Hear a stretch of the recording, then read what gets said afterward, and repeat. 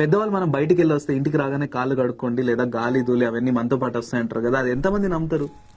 ఈ ఇన్సిడెంట్ అయిన తర్వాత మీరే డిసైడ్ అవ్వండి. ఇది నా ఇన్స్టాగ్రామ్ డిఎమ్స్ లో వచ్చింది. వెంకట్ లైఫ్ లో జరుగుతున్న ఇన్సిడెంట్ ఇది.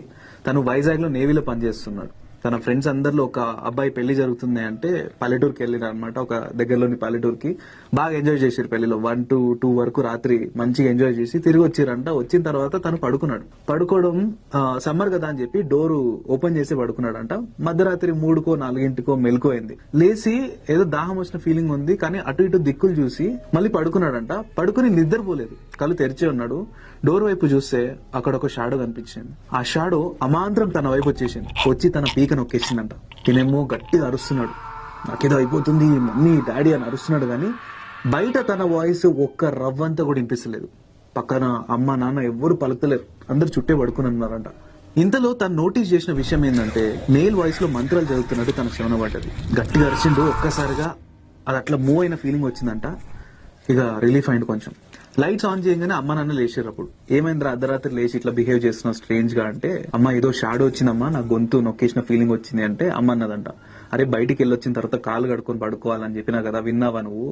ఇట్లాంటి ఎక్స్పీరియన్సెస్ అవుతుంటాయి, ఏదో స్ట్రేంజ్ డ్రీమ్ అయి ఉంటది, పడుకోలే అన్నారు. సరే అట్లనే పడుకున్నాడు.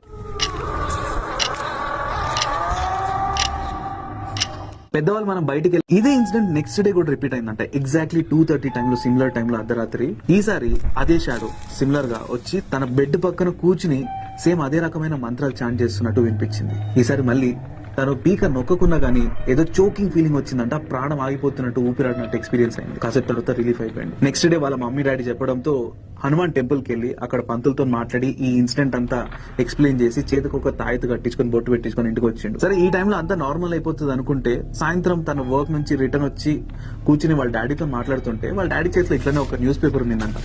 చూస్తూనే సటుమని ఎగ్గిడు దాన్ని. ఎగ్గితే ఏమైంది డాడీ ఇట్లా ఎగ్గినావు అంటే, అరే నీ పక్కన ఏదో షాడోలా కనిపించిందిరా అన్నాడట. అది తననే స్టేర్ చేస్తుందంట వరుస పెట్టి చాలాసేపు నుంచి. వాళ్ళ డాడీ దీని గురించి సడన్ గా రియాక్ట్ అవ్వకుండా ఇట్లా ఒక న్యూస్ పేపర్ తీసుకుని ఎగ్గిడు. అండ్ దాంతో ఆ షాడో అనేది డిసపియర్ అయిపోయింది. ఆఫీస్ నుంచి తిరిగి వచ్చేటప్పుడు వీళ్ళ ఇంటికి రావాలంటే ఒకటే దారి ఉందంట. అంటే మెట్ల దారి ఒకటి ఉంది, దాని తర్వాత చిన్న కాంపౌండ్ లాగా ఉంది, దాని ముందు డోర్ ఉంది. ఈ పాసలో నడుచుకుంటూ వచ్చి ఇంట్లోపలికి వచ్చినంట. వాళ్ళ మమ్మీ ఫుడ్ పెట్టింది, తింటూ ఉన్నాడు. ఇంతలో బయట గట్టిగా చప్పుళ్ళు వినిపిస్తున్నాయి.